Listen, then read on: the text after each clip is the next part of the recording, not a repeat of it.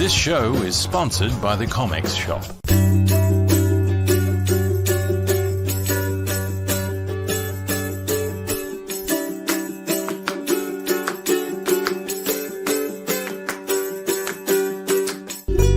We hope you enjoy the show.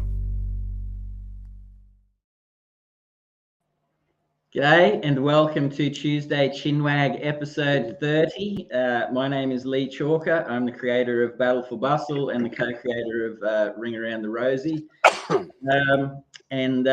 Tonight's guest is the gentleman of Australian comics from my time getting to meet him. And that's Mr. Don Ticchio. How are you, sir? I'm very well, Shane. Shane Leigh, sorry.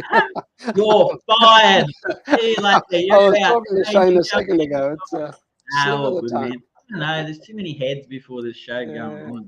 It's all good, man. Well, Leigh, very well, thank you. That's good, man. I'm glad to hear that. Hey, for anyone that's watching the show at home, the show is based on like 6 questions, prompting words: who, what, where, when, why, and how. Sometimes we get through them. Most of the time we don't, and we just chinwag about, lots of things, starting with comics and end up in varying areas of any sort of description. Okay, Don, so I'm going to get into the big existential question here for you, mate. G'day, Nick. Mate. Hey, Nick. Who?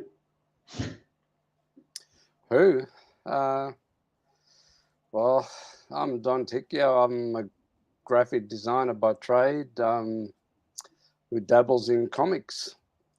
I've had a love of comics for a long time.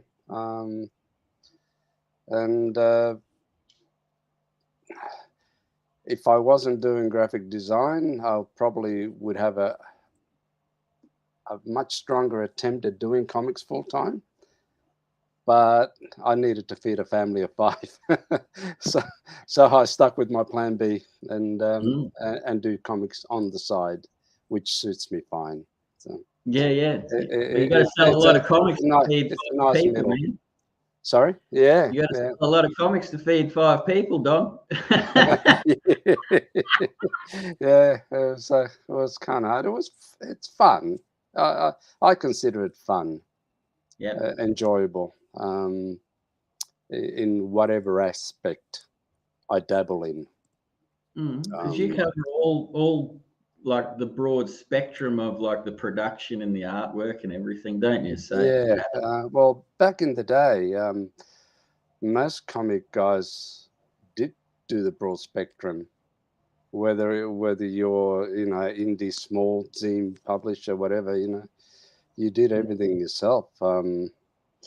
And I probably had a better head start because I was in the graphic design industry, so I'm dealing with printers and I knew the ins and outs. Yep. So for me to put something together, I think was a lot easier. I understood the printing processes and what I could do, what I could get away with and so forth. And I think it made it easier. And I didn't get taken for a ride by the printers because I knew how to get my quotes, and so it helped. It helped a lot. But I didn't start out as a graphic designer. I wanted to be I wanted to do comics back in the day. Well, take us back to the day, Don, that sparked exactly that thought, mate. Well, I sort of, as a kid, when I came to Australia, I couldn't speak a word of English. Comics helped me a lot. And I sort of fell in love with the Dell Comics, Gold Key, that sort of thing, before I even saw Marvel or DC or what have you, and a lot of Aussie reprints. And then the thing that really drew me into the Marvel DCU was a British publication called Fantastique. Yep. And then it changed to Terrific. And they were just reprinting American Marvel stories in 2 color, 1 color, 2 color sort of thing. Yep. and they had a lot of pin-ups in those, and I loved them. You know, that's what drew my attention to them. But I never had an inclination when I was reading those that my direction was going to be in art, because when I was going through school, I was thinking more practical trades. Mm. And my trade of choice, because I was good at it, was woodwork, and I wanted to be a carpenter. Yep. So back in '72, they had careers advisors come to schools to talk about people leaving school and doing trades. And I say this all the time. I was going to say a bad word. I won't. This person, I will let you, mate, if you oh, wish. we call him a dickhead, but he came in, and these are all young, impressionable kids, and it was a full room, and though everybody in there wanted to be a carpenter, and the first thing he said was, "What do you all want to be carpenters for? Everything is going plastic." This was in '72, Oh, and to a young, impressionable mind, that that swayed me. And so I ended up staying in school for another 2 years because I didn't know what else to do. But I have to say that would have been year 11 and 12. They were two of the best years of my life at school, because I really enjoyed those 2 years as a senior student. And that's when I discovered that you could do art yep. as an elective. Before it wasn't, you just didn't do it. So I took it on as an elective, and I liked it, and I had a passion for drawing because I was doodling all the time. Once Yep. I discovered Marvel Comics, like everybody else, I'd be copying, just especially my Spider-Mans. I'd be copying Spider-Man drawings, and Gil Kane was my favorite Yeah. as an artist. But I sort of fell into things because at school, the art teacher, he was a miserable old codger, like he'd been Like your destined for, carpenter, mate, from the sounds of things. yeah, like he'd been destined for better things, but here he was stuck at school teaching these kids art, and half of them weren't even interested. And it wasn't until year 12 that we had another teacher, Mrs. Zammett, and she was lovely. She encouraged everybody to do artworks and things and experiment. And I ended up doing, as my major work, I ended up doing a huge painting, a 3 by 2 feet painting, which and I've still got it, which, I thoroughly enjoyed. And that spurred me that I'm thinking, what I would like to do is, what do you call it?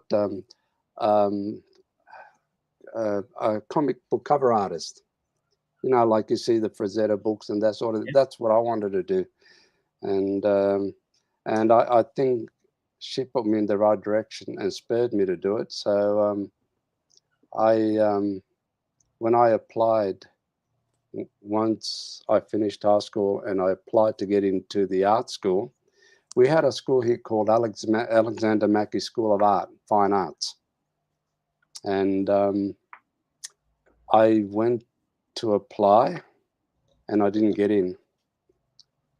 Because I thought I'd go in with my work and there'd be somebody there talking to you and, blah, blah, blah. I walk in and there was a panel of 5 people. That threw me off. It actually intimidated me, and I don't think I answered all the right questions. So I didn't, I didn't answer the question the way they wanted them to be answered. And so I didn't get in, and the bastards never returned my samples. All my art samples that I left, with them. Oh, true. It's so they probably ended up in the garbage somewhere. But then I went. I started working during the day, and at night time I managed to get into Randwick Avoca School of Art 3 nights a week. So I did that for a year, and then I could reapply to Alexander Mackie, and I would have got in. But for some reason, I went to commercial art school, which was at Randwick also, Randwick TAFE, and they were doing commercial art courses. And I thought, well, commercial art's probably the way to go since you want to do things as far as drawing goes. So I went there, and because you've already done a year of study, you get preference and you get in fairly quickly. Yeah. So I did that, but getting into that, thinking that I get into the realm of illustration, I got into the realm of graphic design. And in hindsight, it was probably a better deal because with commercial illustration, it's hit and miss. You know, if you can get the work, you got to chase it. With graphic design, you're employed somewhere and you got a steady income. So I went that branch, but comics was always the back of my mind. And I don't know about you, Lee, but when I was growing up, you didn't talk about comics. It wasn't looked upon favorably. Yeah, I can definitely see that. There were early morning 5 a.m. runs down to the newsagents to get the latest comics and stuff. But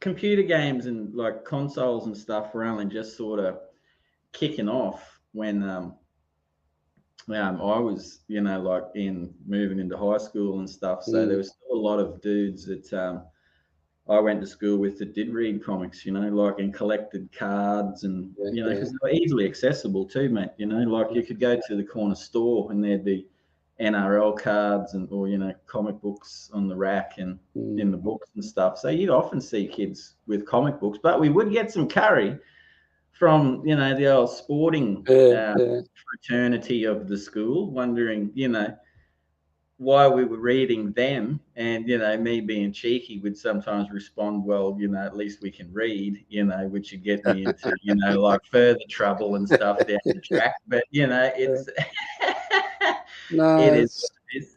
But yeah, no, comics, man. I know what you're talking about with the big, powerful covers. Because when cards were a different thing. Cards, everybody was into it. I was into cards, and I remember getting the Batman, the '60s Batman TV show. Getting those cards, and we're at school playing for cards. We used to do a game where you'd flick the cards closest to the wall.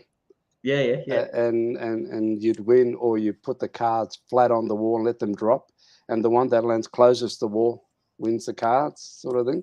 Yeah. So we did that. But as far as comics, no, I didn't know anybody at school that read comics. I'd take my Fantastic and have it in the back of the tent, and I show some of the people. We had the old inkwell table where you lift the lid up. That's how. Yeah. And they had an inkwell on the side, and I show some people that wanted to see, because I used to always doodle and scribble and that sort of thing. But to say that I knew somebody there that loved comics, no, I didn't. My brothers, my cousins would read my comics. So that's about it. And that's as far as it went. And I didn't discover anybody that I could talk to about comics until I started my first year in TAFE. And I met a guy there. I don't know how we got into the subject, Charlie Maxwell. And we started talking comics, and he started talking about Neil Adams and this and that. And I thought, oh shit, there's somebody who understands what I'm talking about. And we had we had a love of talking about comics, because really the first person that I could converse about all this stuff. And he went on to become a fantastic creative director in the art directorship type stuff. But apart from that, no one. And I remember in the early days, King's had King's Comics had a shop in the city. This before I even went to TAFE, and I'd go in there buying comics. I think it was the middle 70s. And they had a notice board, and I'd actually put notice up there looking for somebody who wants to do comics.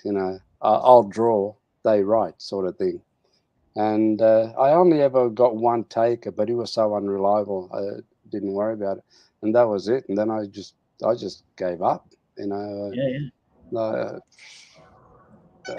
I didn't think it would go anywhere, you know. So I just concentrated on what I was doing my studies, working graphic design, and just plodding on. But I still read comics, you know. I still buy them, and they were a lot more affordable then. But Oh, yeah, absolutely. It's I don't know what you would have bought back in the day, but you know, I'm talking late 60s for me, early middle 70s, which, you know, some of my favorite artists were around in those days, and one by one they're all passing away.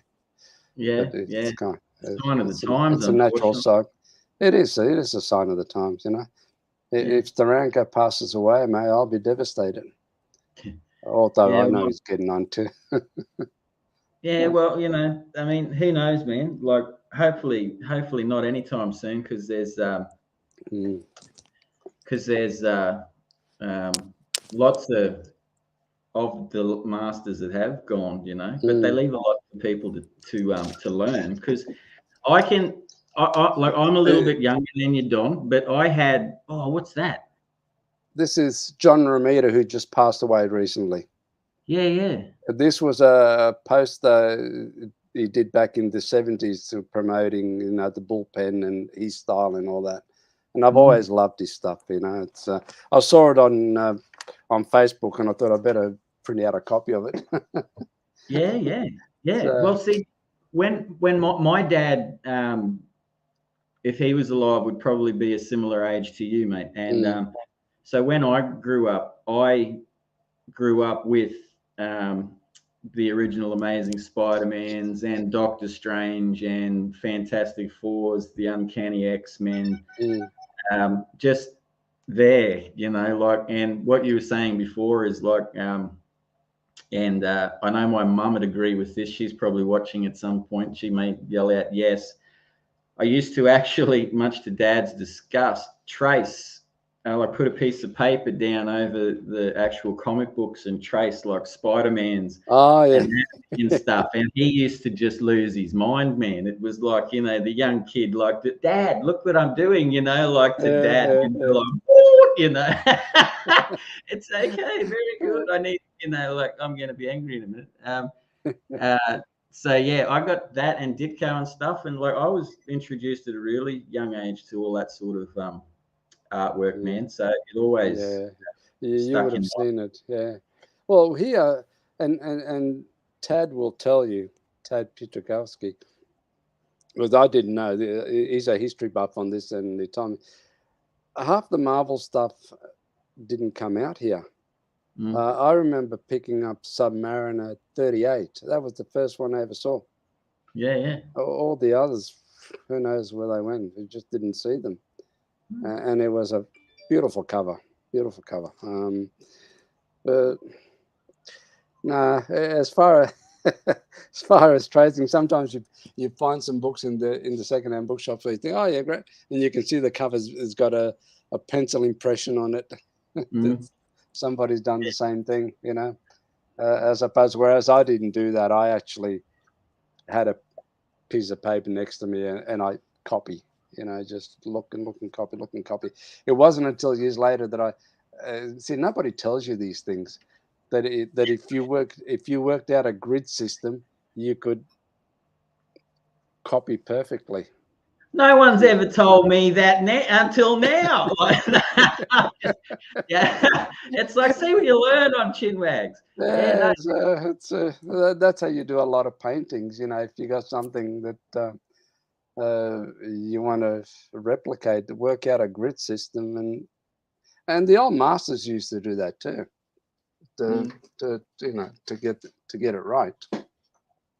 But sorry, I've lost my train of thought. What were No, we were talking about covers, and this is the beauty we? of Chinwag, Don. We can veer off into many different Mm, topics, mate. yeah, You know? no covers. My early days of comics. I just loved the early artwork, Lee. The colors, the style, it was just cleaner, I guess, is the word I'm looking for. The colors were just comic book colors. Yeah. They grabbed your attention. I'm Oh, from very that pop. generation. Yeah, they just popped, and there's pop art. But I grew up with that generation, and there it is. But it's been a fun ride. So Yeah. What you've mentioned to me before, and we'll get into like your, I guess, more modern dabblings with Bazza and Silver Fox. But the other part, because you're silver now, the other you can see it. the fox sent me sent me a message just to and now that we're talking about like comics Yeah. that like you grew up with. Thank you to Sorab. Hang on 2 seconds. Let's bring it up. I believe he told me that you are a mad nut on Doctor Strange in particular. Yeah, I've always had a love for that character. What drew Uh, you to Doctor Strange? I just think it's the magic, or in essence, it's the magic. You can cast spells and things like that. But it was also the artists more than the writers that drew me to. Ditko was one, and I never saw it in any of his stuff. It's only in later issues or in reprints that you pick it up. But I came on that when he was in Marvel Premiere #3, I think, Yeah. or no, #4, something like that. That's when I actually picked it up, and I fell in love with it, and then I followed it through, and then they gave him his own series, and Frank Brunner did the first, I don't know, 12 issues or something. Fantastic stuff. And then Gene Colan. See, I never saw the Gene Colan stuff that he did in the 60s. I only saw the stuff that he did in the 70s, Yep. which I absolutely loved.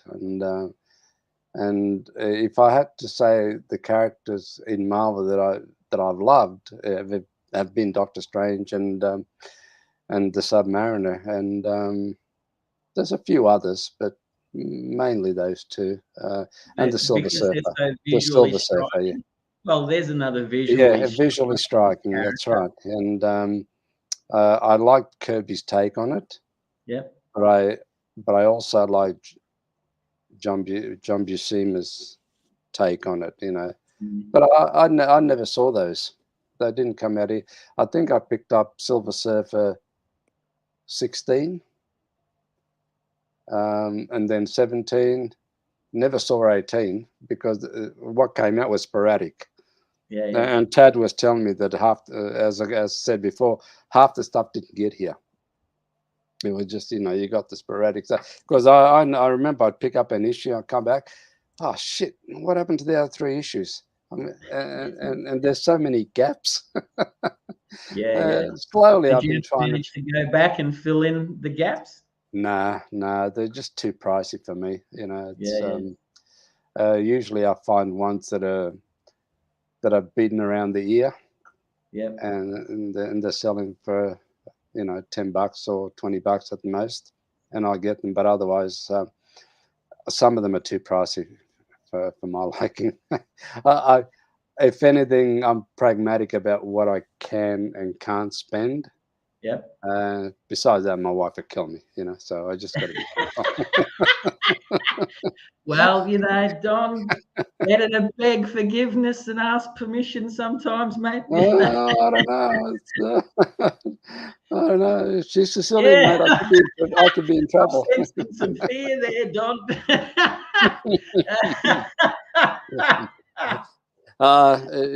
She does all the accounting in the place, so I go there, Lee, with what's my allowance? But that's how I like it. That way, Yeah, she yeah. controls everything, and I'm happy. Yeah, no, fair enough, man. Um, You chill. but yeah, well, with comics, really, my love of wanting to do comics and not knowing how to go about it, like I said, because I really didn't meet anybody that was like-minded. Mm. So I just gave up, Lee. Back in '82, I decided to go to Europe, and quit my job, went to Europe. I packed all my comics away, and I stopped buying because I figured, well, if I can't do anything with it, I'm not going to bother. So Yeah. I just packed it all away. And plus, in the '80s, like middle '80s, late '80s, I didn't like I didn't like where they were going, art Mm. style and story, and then the '90s came along with all that other stuff, and I just didn't really like it. But I did. Just remember, I was working for an agency in the city, and one of the guys there, Gavin, big guy, who knew I liked comics because he liked Mad and all that sort of thing. And he came up to me and said, "Don, there's an advertisement in the paper. It's, some comic guys are getting together at a pub at Central Station." Yep. And I thought, I forget what night of the week it was, and I thought, I'll rock on along. It was the best thing I ever did, Lee, Yeah, yeah. because I walked in and there's all these guys talking comics, showing comics. It opened up a world for me. Mm. And I'm talking guys like Gary Challoner, Dave DeVries. I'm not sure if Glenn was there. Um, what's his name? God, the guy that did Fantastic. Oh my God, I've got a mental blank. He'll kill me for it. It'll come to me if I don't think about it.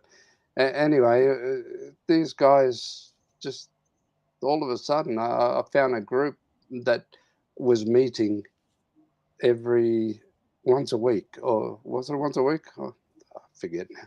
But anyway, we met and it was great. Started talking. At the time, they were doing a thing called Steve Carter. That was his name. Yep. They were doing a thing called Fantastic horror magazine. I hadn't Mm. seen it. I hadn't seen it in the shops or anything like that. And so I rocked on along and took some of my comic things that I did, and well, I was in heaven, mate. And I got to know some of the guys, and then back then, Cyclone was doing a lot of stuff, and I wanted to be involved.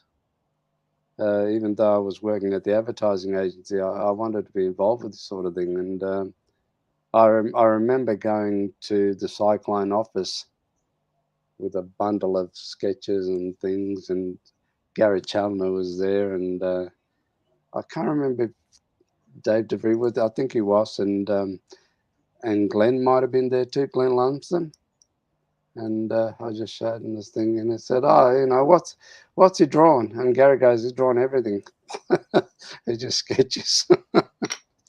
but but out of that, um, plus it was called the Yugo Club. Yep. So it was a Yugo Club meeting. So out of that, I tried to get work out of them. Uh, and at the time, I don't think it wasn't paying work I was after because I was working at the advertising agency. It was more the love of doing comics. Yep. And I think Gary at one point said, "Here's a story. Back in the day, had a character called Sergeant Patterson. So I did I think it was an eight-page story. Don't know where it went. I think Gary doesn't know where it went, and but anyway, from that, at the time, Gary and Dave were doing a thing called a one page strip for a magazine called Aussie Kids, And I remember at the time they were saying they had so much work on that they just couldn't find the time to do this. And I remember meeting with Gary because he was living in Randwick at the time, and I met up with him there and said, you know, we've got this thing. If you like to do it, it's yours. And it was came out every 2 months, and it was just one page. I said, yeah, I'd do it in between. So I think I finished off. They were up to part 6 of a story, and I got to finish that story. And then for the next 2 years, I did this thing, you know, every 2 months we did one page for this magazine. So I might show you. I think Have you got a portal there, Don? a portal. Yeah, Dave Dye's got a portal. He just reaches beyond the computer screen, man, and just pulls out whatever you're talking about. I don't know how he's got so much. No, I think I might have done a bit of preparation. Maybe that's what Dave does. We're onto him. It was this magazine. Yeah, yeah. Yeah, it just basically aimed at kids, and I'll see if I can find the page. Yeah. Fire away, man. Page 32. And I remember we only stopped doing it because the magazine ran into financial trouble, and they ended up selling up. I don't know if you can see that clearly or not, but that was good. one of the pages. Yeah. From back in the day. Which, mind you, even though it was one page a month, every 2 months, in between my work with the agency and all that, it took me forever to do. And I, you know, I'd always be rushing to get it to them. But it kept you like doing. I kept my mind in the zone of comics. Oh yeah, no, I can't thank Gary and Dave enough for throwing that piece my way, because they just led me to interact with them more. Yep. And they were busy doing a lot of work all over the place, and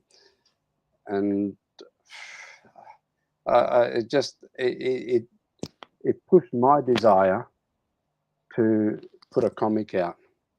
But at the time, I had too many things going on, and I didn't bother because, you know, Gary and Dave and Tad, they were all doing these wonderful things. I was happy to go along and see what they were doing.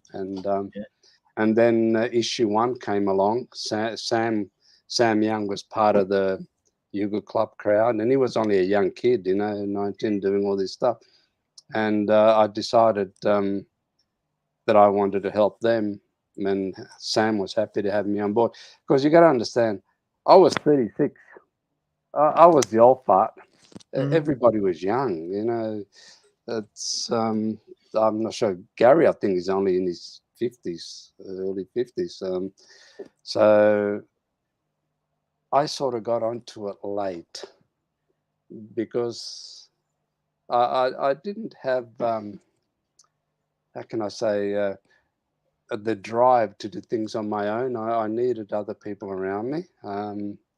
So that's why I concentrate on graphic design and you know, the advertising agencies and that sort of thing. They paid well. There was constant income, and I got to do things on the side. Whether I'd go to painting classes at Taylor Square, or doing drawings left, right, and centre at home. It just kept me busy. But that Yuga Club meeting, for me, that was the best time, and I couldn't thank the guy at the advertising agency that put me to it, that he happened to come across this clipping that, you know, directed me to go to the pub and meet these guys, and it was great. It's and it's been a great journey, I have to say. Yeah. It's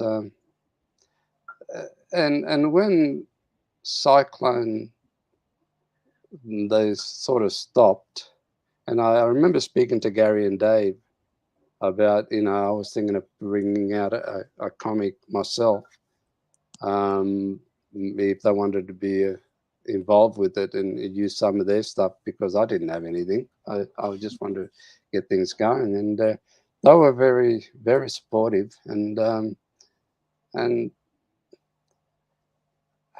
I had to get permission from the wife though, because I had to outlay money. It's because at the time I was back in 89, 90. Well, we didn't have any kids, and There's a bit of a recession going on back then too, from that's memory. right. Yeah, 18% and that sort of thing, and I remember we just paid off our house, and we didn't have any other worries. And she said to me, "You want to do it? Do it." Champion. And with a blessing, I went ahead and did it, and it was a real kick, mate, seeing the stuff in print.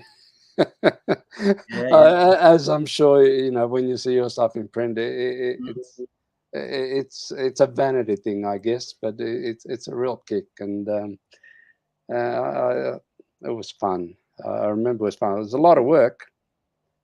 It was a lot of work getting things together in between your full-time job, but it was fun. That's all I can say. It was fun, and I wish I could have kept it going, but. Well, man, to be honest with you, you had the courage to get dropped into arguably some of Australia's greatest comic book creators. You know what I mean? Like, but there you go. And opportunities, you're plugging away, and then because I want to obviously you're sort of veering off into Southern Aurora comics territory. Yeah. Your stuff, because that for me. I've got issues with them. I collected those off the newsstands and stuff like that. And you did bring a rather large group of people together. Yeah. And that's the experience you're talking about. So, like, take what was, I guess we've discussed the germ of like this, the seed of Southern Aurora Comics, but let's go into a bit more detail about that, man. Because, like, I would say it's fair. Some people may disagree, but people of my age that have been reading Australian comic books for a long time would definitely remember Southern Aurora Comics and issue 1, because Zero Assassin was with issue 1, and there were, and they were fairly, I would say, memorable comic books, So what was that scene like, man? Once your lovely, understanding wife had allowed, said, Don, go and make those comics, man. What did you learn from the offset of I'm going to do it to that vanity moment of holding that first issue in your hand? What are some of the lessons? Perseverance. Yeah. And like you said, it's such an eclectic group getting together to try and get all the materials in. To be fair, I don't think I didn't have any issues with anybody. And I like to think I'm an easygoing guy. So everything just gelled. Just because I did everything myself, all I had to wait was for the stories to come in, and everything else I did. So there wasn't any other issues with anybody.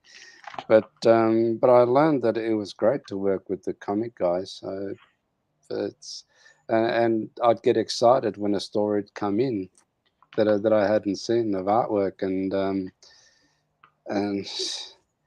geez, the guys that I ran around with back in the day, Jason Paulos was one of them. Yeah. And he was a kid back then. It's like I said, I was the oldest in that group. I was like, 10, 12, 13 years older. But what I learned, one of the big lessons I learned is in comics, that if you think you're going to make money putting out comics, get real. it was a sobering thought, I have to say. Mhm. But I'm glad I did it, Lee. I thoroughly enjoyed what I did. I enjoyed working with a lot of the artists, and some of them, they just sent me a letter and made contact. I've got some of the letters still. Um, eh, if you got number 6, the issue number 6, Mhm. this was a guy in Tasmania just sent me a letter and and a story. He said he wanted to do it. I fell in love with it, Yeah. and he'd actually send the artwork for a cover. I used it exactly the way he sent it Yeah. Yeah. because he likes hand lettering, so he did the hand lettering, everything, all on the artwork, and that's how I used it. Because uh, I was I guess mesmerized by the cover, and the fact that he'd gone to all that trouble to send it in. I thought, yeah, I'm going to use it. But by number 6, I realized that uh, you were putting more money in, and I just couldn't justify. By then, I had my first child, and things got a bit harder. And by '94, I had the second child. So honestly, I had to get real with some things, Mm. and the vanity process in comics, I just couldn't justify.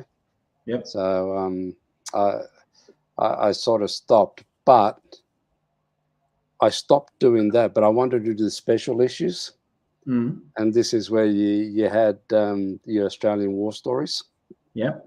because I had that planned as a three issue set. One was war stories, one was science fiction stories, and Yep. one was horror stories.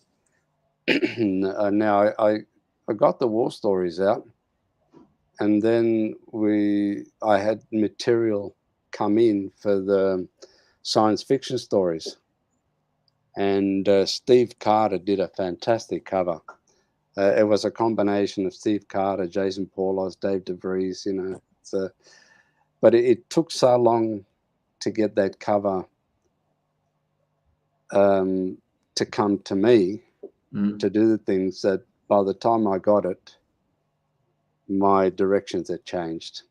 The Yep. second child made a difference, Yep. and I decided that I couldn't justify, because, excuse me, we had other things to do, and I just couldn't justify spending money with no return. Mm. And that was the businessman inside me thinking, why am I putting this money here and there's nothing coming back? It's the only way the books would make money is if you could sell a lot and buy. And to be fair, that book did well. It did well, but if I had to count my time, all the hours I put into it, all the bromides back in the day, we used to do bromides, copies to stick down. And I had a machine and I had the paper. I used to do that all myself. That was a cost I was bearing. Mm. If I had to add all that up, it lost money. Mm. It just didn't make. And the only thing. Good on you, sir. This is why I don't have kids. Not giving up comics for a kid. LOL. And Babies. uh, Yeah. Yeah. if Hey, you could get, Don, yeah. so because I'm not 100% familiar with bromide. Mhm. For anyone else that's out there that isn't aware of that technique and stuff, can you walk us through that, I guess, man, for a little bit, and how time intensive that is? It's a photographic process. You had this machine that you had to operate in a dark room, Yep. and you had, like, I suppose you could call a photographic paper. You had to expose it. You put it on the camera. You size Yep. your pages to the size you need it. And what that did is it flattened all the colors, the blacks. So you know how when you do you fill a solid area black with a brush and you can see the brush strokes. Well, the Yep. bromide if you do the right setting, it makes that black go flat. It's just a solid, clean line. And you put it, once you exposed it, you put it on a contact paper and you put it through a rolling machine with chemicals in it. It goes through and it develops it. It's just like a photographic process. Then you leave it a bit and you separate it, and then you wash it in water. Yep. And you get a perfect replication of the artwork, but with more solid blacks. And if there's anything, you can just clean them up.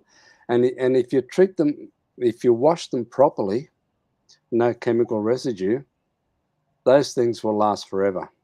Mm. They will not fade or whatever. If you hold on a sec, I'll show you one. Hold on. Yeah, mate. Yep. Absolutely. Absolutely. You do have a portal there. God, you're organised. Dave Dyer said good idea with the page numbers too, Don. So, hey, everyone, don't forget, show sponsored by ComX Shop. Over 100 Australian independent comic books. Go and check it out. The website's down underneath my name for This Evening is Shane, apparently. Friday night drink and draw. Get your images in. Don't forget that. I'm not sure what the topic is. I've been out of the loop for a couple of days. So, oops. Anyway, I'm sure you'll find out in the next couple of days. And don't forget to like and subscribe. Don.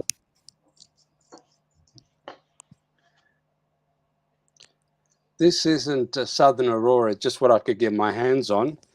But this is a panel from issue 1 ComX.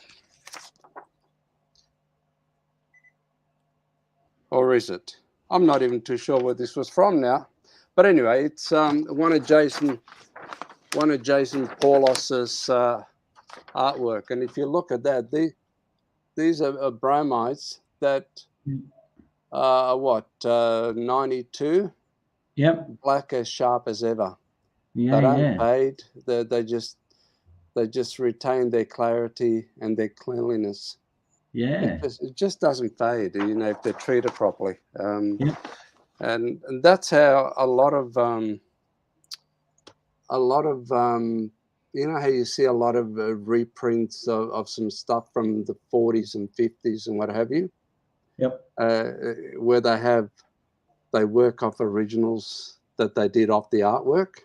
Yes. Half the stuff I would say is a similar sort of thing. It's if you treat it well, it'll last you forever. Yeah, yeah. And that's what I used to do. Every time I used to do a drawing, because I had access to these machines before I bought my own, I had access to these machines at the agencies, and I would do bromides of the artwork, nice, clean, and keep them. It's more for posterity, I think. Yeah, yeah. Do you still have lots of you still got lots of the original artwork and stuff like that tucked away? Yeah. It's all in my filing cabinet there. It's yeah. Do you sometimes go through them and look and go, wow, Yeah, I do. Sarab will tell you that I'm a bit of a hoarder. Yeah. That's all right. I throw nothing away. Whether it's good or bad, I see it as a transition. Yeah. This is crap. This is where you are. It was a journey, and I like to keep them. It's not just my artwork. It's other people's bromides art. Like this. This is Jason when he was doing Hairbutt the Hippo. Mm. I don't know why I've got it. It must have appeared in one of the books. But yeah, but the bromide process, and that when computers came along, that died. Mm-hmm. I remember putting my machine out on the street because you couldn't get people to service them. Gotcha. They'd gone out of the trade, and then the chemicals, they became ultra expensive. Yep. Because there was very few being used. So I put the machine out in the street. I couldn't sell it, and within a day it was gone. Oh, that was one of the questions I was going to ask you. How long did it sit out the front for? Not even a day, mate. A scrap metal trucks just came along, grabbed it, and took it away. Yeah, it's fair dinkum. there was no value for it anymore. It's Mm. and back in the day, if you had one of those machines, and to help you do artwork with comic, it was fantastic, you know. And then people started using photocopiers. Photocopiers got better and better, Yep. and to the point now where they're fantastic, you know. But back in the day, that's what you used, you know. When we go to Right. print shops, they had Well, bromo covers everywhere. photocopiers were good because our school used to Mm, let us use the library photocopier, you know, for nothing. mm. Um, while you They've were, come a you long know, way. They've come a yeah, long well, way, Lee. Mm. man, back before there was Google, you know, you used to actually have to walk down, you know, aisles of books looking at these weird, you know, indica numbers and stuff. And Yeah. in amongst the pages you're supposed to be photocopying, me and the fellas that we used to read comic books, you know, because I mean, look, we weren't rolling in cash when we were like Mm, 12 and 13, man, you know, like it's mm. so we used to photocopy heaps of comic books, you know, like I'd have bootleg running around the school and stuff. You know, and the librarian cottoned onto us after a month or two. You know what I mean? Like I Oh, think God. she might have thought we were. Oh, well, that didn't hit you for a percentage? Yeah, no, not that I'm aware of, or you know, I would fully denied it. Of course, it was all Yeah. strictly cash. So, so you know, it's like it's that sausage rolls back in those days at the tuck shop were pretty expensive, mate. Yeah. You know, Well, back in my day, Lee, you got to understand, $1 bought you 10 comics. yeah, You know, yeah, so now $1 buys you a tenth of a comic. It's. I mean, I understand it's the nature of things. Everything goes up and up and what have you. But I don't think the kids of today can fully appreciate how. I wouldn't say. I suppose they were cheap back then. You know, 10 cents a comic. It was. When they went up to 25 cents, I thought, oh shit, you know, they're getting too expensive. yeah. But you know, you sort of grow into it, I guess. Yeah. Yeah. Yeah. Oh, mate, I probably I don't really remember too many price points of I do remember 2000 AD. The first 2000 AD I ever bought was $1.25. Mm. And that was a little ritzy, I seem to recall at the time, you know, like Yeah. because I'm Yeah. thinking maybe $1 sort of thing for the Marvel stuff. And but I'm glad I Yeah. did buy that 2000 AD. But I remember freaking out when they went up to like 395. It's Mm. you know, like, and now they're like $10. It does. It resets your attitude as what you can afford, what you can't afford. You know, it's Oh yeah. and sadly, And you've got to make life-changing decisions at that point too, Don. Do you of want to course, continue on with, of you know, course, the yeah. Fantastic Four story, or do you stick with the X-Men? You know, this is where the bootlegging came in handy, Don.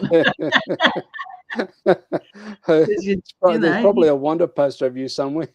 yeah, possibly. Yeah. Oh my God. Here, see, I Yeah. thought time was going to make me innocent now, mate. I'll have No, people knock no, on my no. door tomorrow morning. Yeah, It's like, you got those bootleg copies? No, it's like, don't know what yeah. you're talking about. Yeah, but I the old, suppose, yeah. I suppose I should be glad that I've been involved in the comics industry in Australia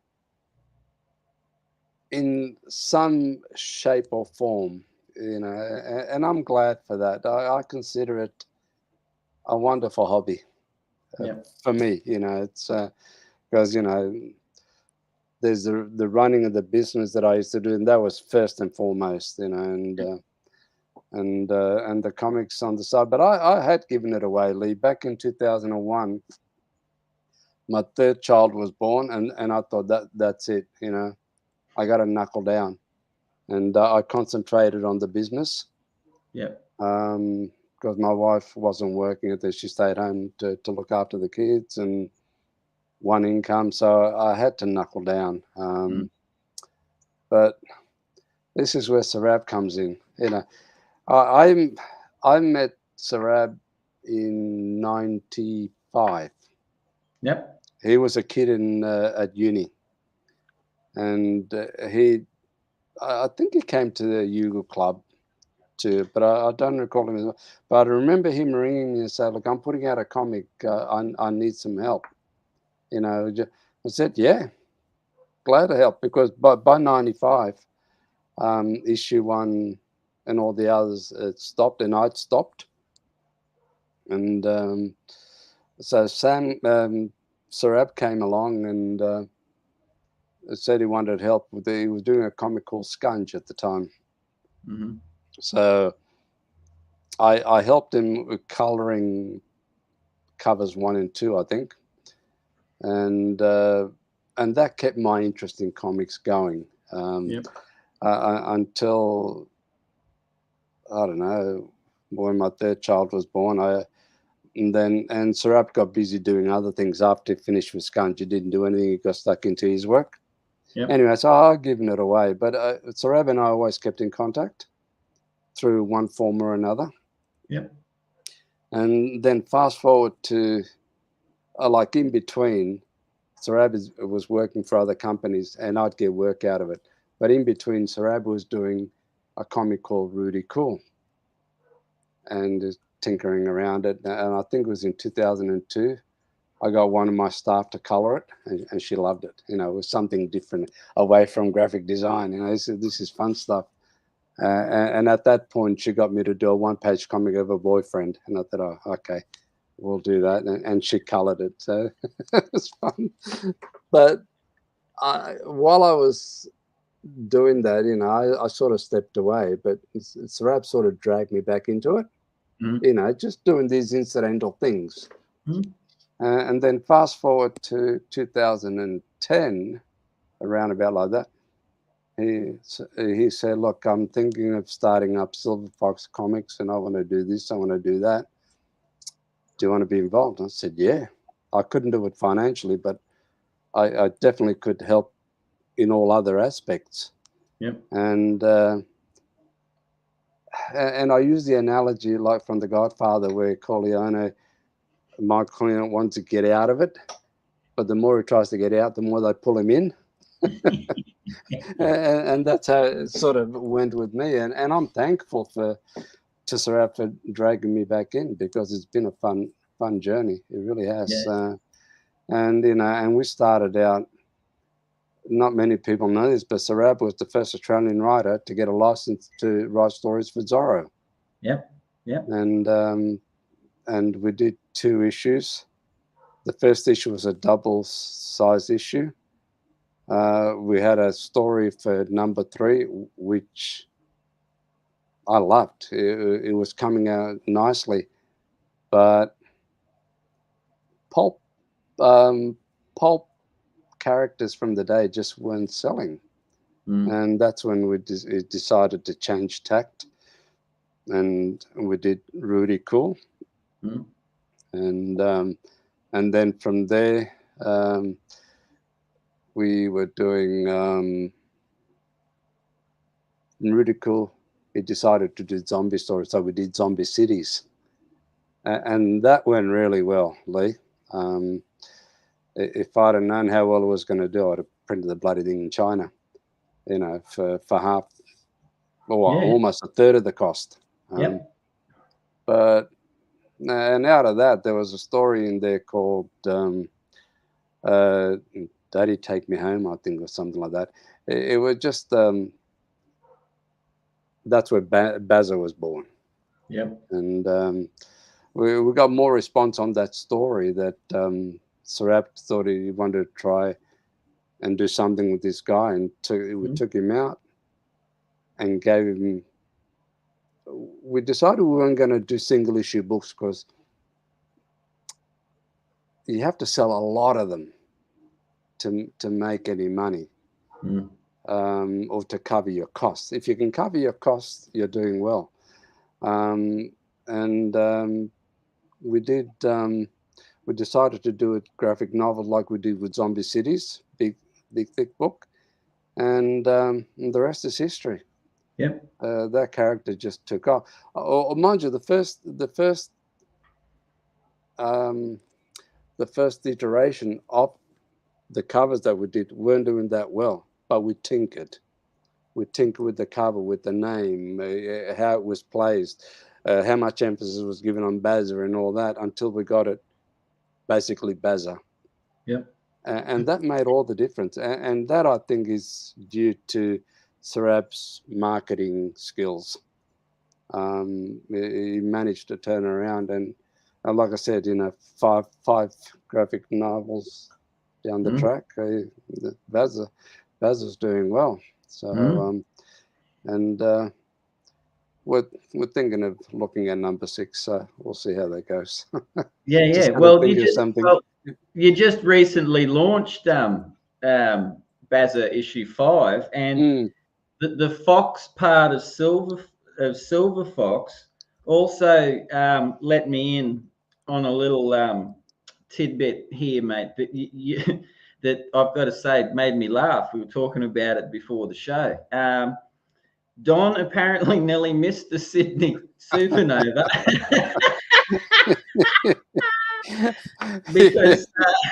because on the same weekend he had a family salami making. It's an annual thing. I'm not quite, but and we discussed it's a tradition. These are all important it's a tradition, yeah. But the whole family gets together. My brother is the ramrod. He controls everything, and many hands make light work. So everybody gets in there and does it. It's a day of it, It's, just salami going everywhere, man. Yeah, Walls everywhere. The garage is half full of hanging salami. you got to dry it, yeah. yeah. And cure it, So it was touch and go there, Leigh. I would have missed Supernova, but it ended up being postponed until 2 weeks later, I think, and all is well and good. Yeah. Well, I mean, problem is it happens every year. Yeah. Well, you don't want to stop tradition, man. And if it's making salami that brings the family together, then so be it, mate. I mean? No, it definitely does. It's I wish Dad was alive to be part of it, but it's. How many brothers and sisters you got? Is it a big get together? Just 2 brothers. But nieces and nephews come along, and their partners. It's every freaking year. Supernova will have to change his date, I think. Yeah. Is that salami making weekend? Don can't go, right?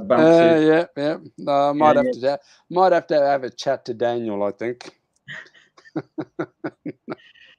At least an email, mate, just a suggestion, you got to watch out for this date. Yeah, no, that's cool, man. It's not many people know this, but I did when Tim was involved with Supernova, he was doing all the graphics, the artwork for it. And then Tim decided to take a sabbatical. He went to work for Kennedy Miller doing storyboards and what have you.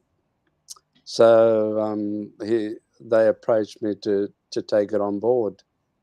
Mate, I couldn't be any more happier. Not so much the paint work. I was involved with Supernova. I did it for 5 years. I was involved in Supernova. I'd get all these things of the artists, the artwork, and putting it all together. It was great. It's sad that it came to an end, but while I was doing it, it was fabulous. A lot of work, mind you. It involved a lot of bloody weekend work because a lot of things were left to the last minute. But it was enjoyable work. And one of my staff that was with he loved working on it because he was a Greenland nut. So for him to be able to his name was Alex, for him to be able to work on the Supernova stuff and he'd come to Supernova dressed as the Green Lantern and whatever, it was great. It was just like a little artistic community putting things together. It was fun. But eventually it went back to Tim, and and I had my fun of it. It was great. So, and but now that's when Supernova used to do a lot of things like show bags, books, and things. Now they do bugger all. They literally nothing. It's but I guess it's, I don't know, cost saving. I guess increase your profit margin. I don't know. Yeah, something oh, like that. But anyway, we're getting off topic here. Let's talk comics. Yeah, no, there's always an angle somewhere, Don. Don't worry about that. It's you know, it's like everyone likes money, even like even young bootleggers like me. So nothing wrong with that. It's with like you've also, like you were just describing then with Silver Fox, had Surav is writer, marketing, sort of thing. It's like you obviously brought your years of experience with what you've learned through your time in printing and stuff like that to make I'd say a very successful combination, mate, because you've had 5 very lovely big pieces of work. You should be proud of those. Oh, we are. It's and we're always experimenting, Leigh. We've decided to steer away from the regular size comic. We opted for the larger version because the artwork, everything displays better, reads better, feels better, and because as Sarab mentioned, I really like the European comic format. How they spend no expense with hardcovers and things like, and the size. So we decided to do that, and it's been great. People are loving it, especially when you got perfect bound books. So like the smaller ones, you can't force the crease. Because it loosens the glue in the spine, whereas with the bigger ones, it just opens up easier. And you can still enjoy reading the story, and you don't lose anything in the gutter. From the bunching up. So, and I think we'll probably continue with that format, with that style. I'd say, to Sarab, if we do regular size comics saddle stitched, then I probably would say let's do regular size comics, because people collect those for their regular comics, whereas perfect bound books can be all shapes and sizes, really, and that suits its purpose. But I think we're going to be sticking with that format for a while to come. No, that's good. Well, it works for you, mate. So even with your stuff, Leigh, I mean, you get to a stage where you're up to number 4, I think. With Battle for Bustle, when you put it all together as a trade, and you should consider going a little bit bigger. You've already got your artwork set up. Just tell the printer to print it at a certain percentage.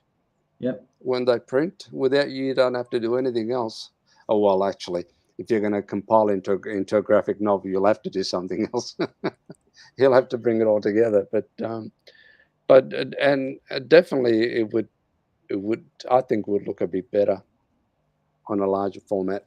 I sometimes I've looked at my own artwork in the comic books, as you have those vanity moments where you come across, I'll have a look at issue 2, I haven't seen that for a while, and because I obviously draw everything on A3, and anyone and big, lots of detail. Some of that detail does get a little, I would like it in a bigger format, but I think the bigger format love for me too comes from my great appreciation of 2000 AD. That was always a bigger size book. I enjoyed, just the large nature of it. I felt like you got to see more. It was more encompassing, it made for a better snooze too, Don. When you're laying there and the old 2000 AD drops across your eyelids, mate, like you don't get that flickering in down here. It's like, Yeah, I must admit, I missed out on 2000 AD. I never saw it, and it was only until later years and in some second-hand bookshop I picked up some copies.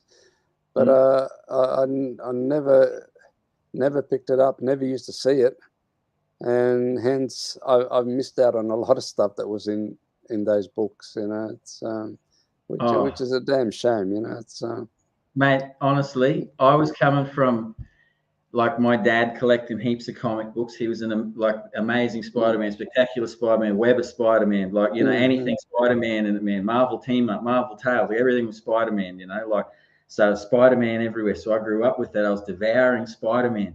And then, you know, everything was out at the newsagents, and there was 2000 AD, and I chanced my arm on it that day. And it was like the first time, I guess cognitively, I'd registered black and white artwork, because up until that point, everything had been color, you know. And I just, man, I don't know. I just get lucky with stuff like this. Hey, you know, like 2000 AD didn't have like a gloss cover. It used to just be the same sort of cover paper as they used on the interior back in the days. yeah. And man, I got dropped into like, you know, like, I do remember ABC Warriors with Simon Bisley, and then that he was doing black and white stuff, and you're loving that. Then there was Mike McMahon. There's just all these amazing dudes, and then they were painting, and then, you know what I mean? Like, you're looking at didn't he just do black and white? And then, like, you know, a year later, he's bringing out something else that's all acrylically painted and stuff. Oh man, I just went Burko at the open. Well, see, I only came across those guys when they were doing work for the American publications. So I missed all that, you know. It's I suppose it's also the period that I decided I wasn't going to have anything else to do with comics, so I stopped buying it. So I missed a lot of it. That's not to say that I wasn't drawing or anything like that. I was doing commercial work, not so much comic side. You know, by that I mean, you know, I don't know.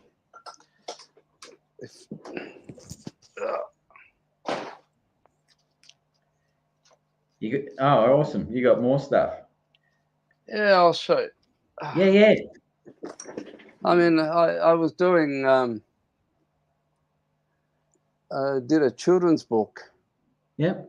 Back in the day, and I actually got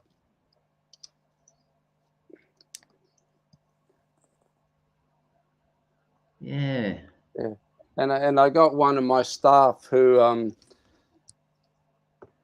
back in the day I had a Polish girl working for me who was a trained fine artist by trade, and to restore old masters. But in Sydney, you know, there was no call for that because we don't have that many old masters. So she retrained as a graphic designer, but I got her to color the book, and she did a fantastic job. Then here's my dinosaur thing. It's the dinosaur. It's a coloring book. For anyone watching it at home that doesn't know, Don's very keen on dinosaurs. Yeah, I love me dinosaurs. You know, it's I don't know which way I'm going. Something anyway, and then I didn't actually do this whole book. An artist that started it. Yep. And then he decided he didn't want to do anything, so I did the last 10 pages and the cover. And I finished it off with this guy, and they were working on a second book, which sort of come to a halt at the moment. Yep.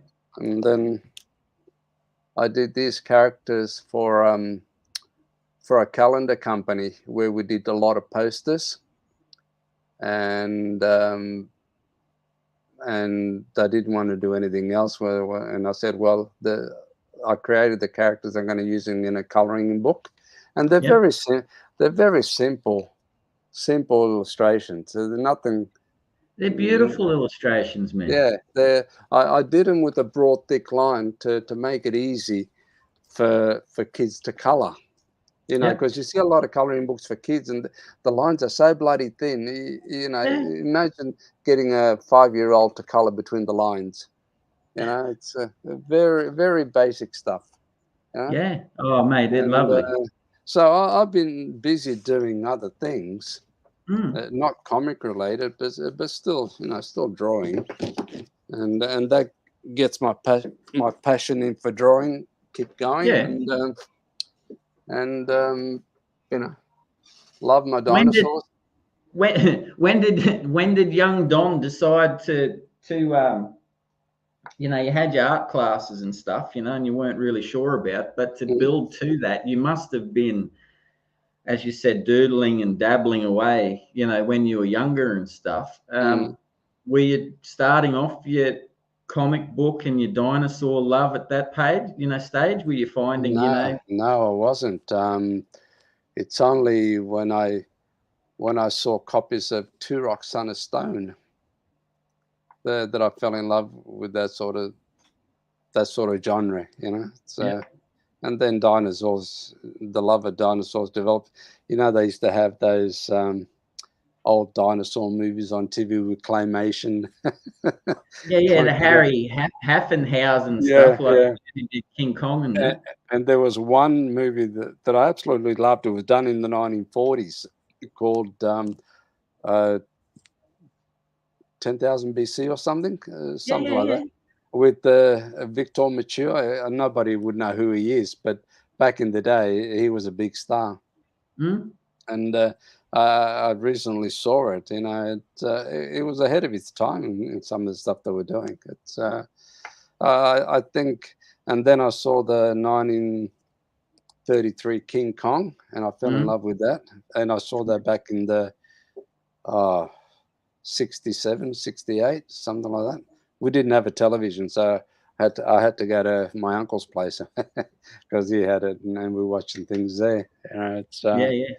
so my love of dinosaurs has come on gradually, and then I see it in comics, and then I've read a story by Ray Bradbury, a Distant Thunder or something like that, Mm. about time travel and disrupting things in the past which affects the future.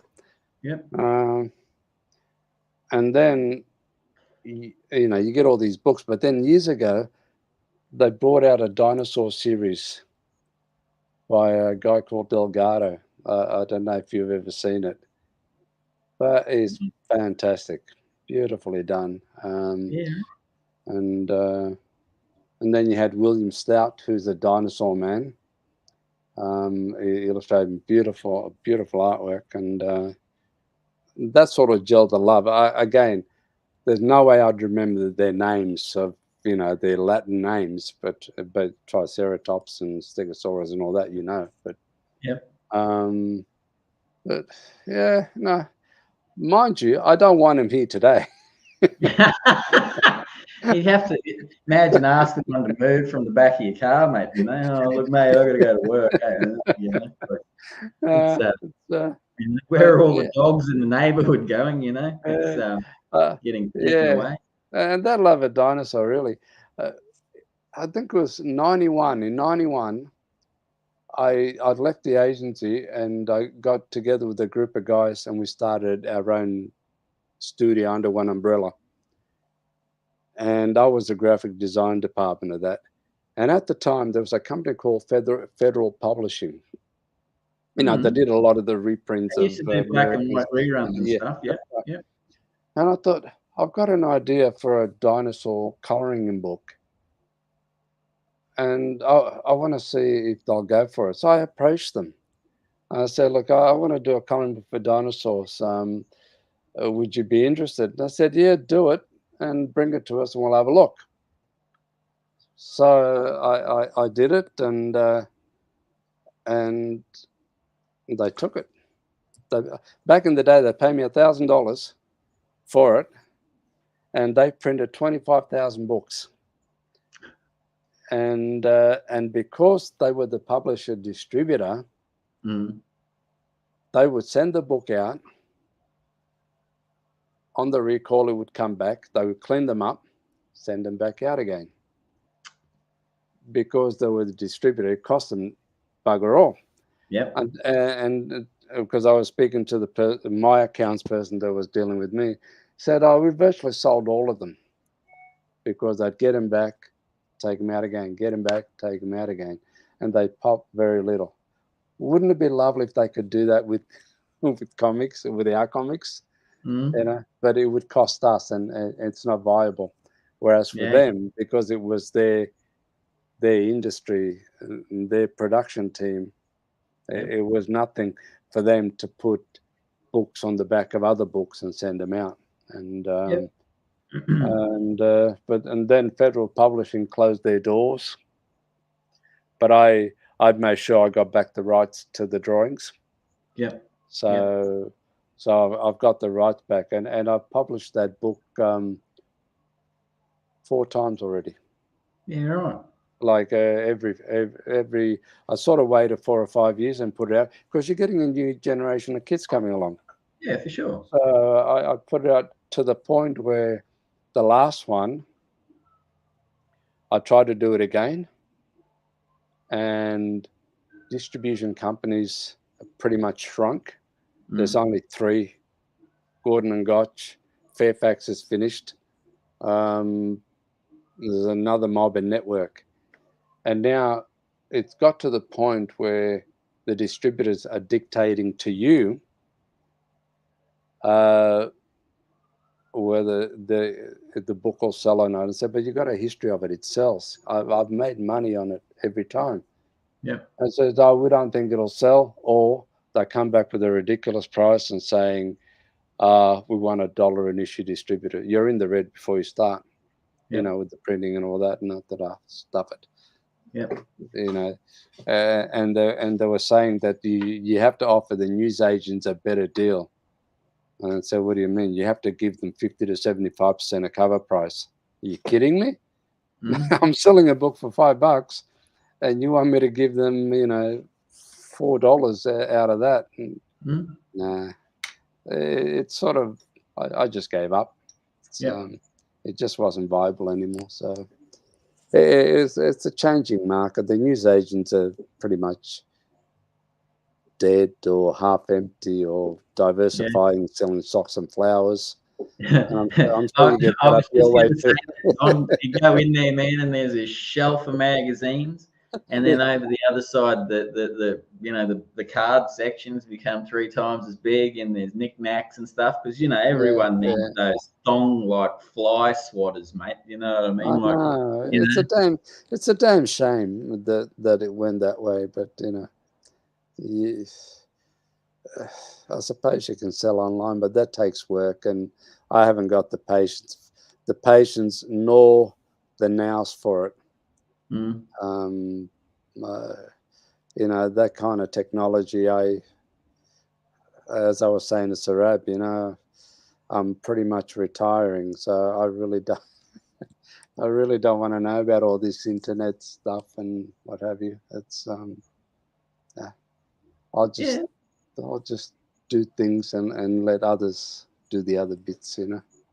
yeah. Oh, Um, mate, it's all about balance, isn't it? I mean, like oh from yeah, what you're yeah. talking to me today, is like you've done Mm, pretty well. I mean. You've yeah. always So had your foot, and it's synchronicity, I guess, man, is one of those things. With Sarab coming along, and just those little opportunities coming up for you. oh When yeah, yeah, times yeah. when you No, needed them and things like that. it's definitely kept my head in comics, which I would have let go a long time ago.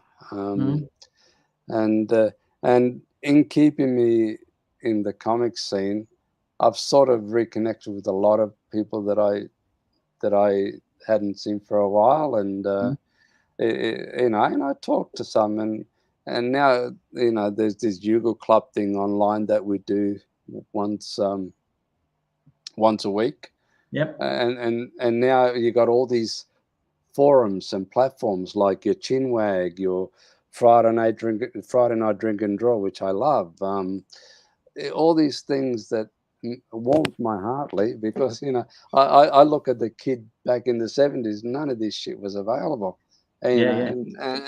and you're sort of on your own. And there was a joke going around back in the day when we had the yoga club. We used to call it the Lonely Boys Club because everybody was in their room. away doing their own, work, Mm. secluded and what have you. It's but it's been a great journey though. And at the moment I'm working on, and if I show it to you, I have to finish it. Okay. All right. I'm Because holding you to that, Don. it's just that I've been promising Darren for a long time, and I got to get it done. Hold on. This one is stuck to the light box. I don't want to pull it off. Let me get the other one. All right. Too easy. All right. I'm keen for this because, Don, I'm holding you to it, man. We've got a time frame that you've got to get this done by, like tomorrow, 10 a.m. All right. So while Don's off, don't forget to like and subscribe the channel because it all helps the algorithms and keeps everything going and moving. And tell your friends about the shows, like Friday Night Drink and Draw, Chinwag, Aussie. Do it. Sorry, mate. All right. Don's back. I don't know if you can see it. A little bit closer, mate. Yeah, there we go. Oh, okay. Yeah. So just a couple of panels of a story that I'm hoping to have finished in the next month or so. Yep.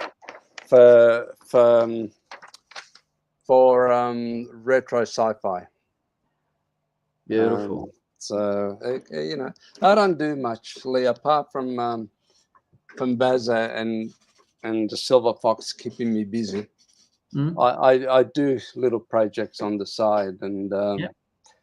and as long as they're not long stories, which I'll never get done. Yep. And then I'll do it. And I do some stuff for Gary Della. Actually, I don't know if you've seen this one. Come on. Well, we're about to. Come on, Don. Oh, Rick. Yeah. That was a variant cover for Rick McLoone. Yep. It's beautiful, man.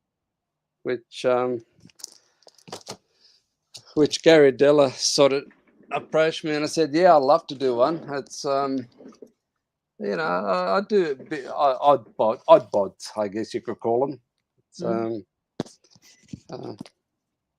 Oh well, as long as you still like to dabble, mate. You know what I mean? Like that's the thing. Because that's the word, Leigh. Dabble. I like to dabble. yeah. I can't commit to long things, but I like to dabble. That's Yeah. No, that's fair enough. That's where the fun is for me. Well, mate, that's with fun comes happiness, mate. So as long as you're happy, like doing your creativity, that's the best thing. On another creative note, man, because it's like I know you like a little bit of painting. Yeah, we've spoken about that too. What came first, the drawing or the painting, mate? And how often do you paint these days? Another the drawing came first. Painting I did a bit in high school, and I used to go to live drawing classes on and off. And then I went painting classes at the old jail at Taylor Square, I think it's up in Oxford Street. But it was just by the by sort of thing. Painting only ever really came into play when I did a job for a client. She was a painter. Yep. And a chef and a francophile.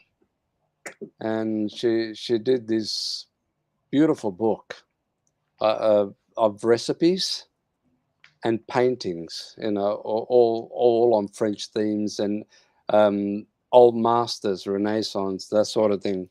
Yep. And at the time, because she was paying it out of her own pocket, I got to a point where I said, look, if we keep going, at least another X amount of dollars in here, and I could see that, she was struggling a bit, and I said, look, I don't want any more money. but what I want in exchange is painting lessons. And she was very happy with it, and I was very happy with it because you know, we went and did you know, it's been now 7 years. For the last 8-9 months, I haven't gone because family issues and it takes up my time. But the time's every Sunday for 2 hours. Go and paint. You can paint whatever you want. She's just there to help you visualize and show you the techniques and to what you want to do. And I've thoroughly enjoyed it. It's my 2 hours of heaven, really, because there's like-minded people. It's a good crowd. If I couldn't do Sundays, I'd do Friday mornings. And just fun. Did you want me to show you a couple of the paintings? Mate, if you want to show us a couple of paintings, Yeah, Don, why not? show us Yeah, a hold couple on a of second. I paintings, got to go mate. and get them. Hold on. That's all right. I'll run through the addresses. Sizzle, get ready to hit up that like and subscribe button, mate, because that's what we want you to do. All right, so everyone can, you know, enjoy these channels more. There you go. And as Dave Dyer'd say, hit that little thumbs up button.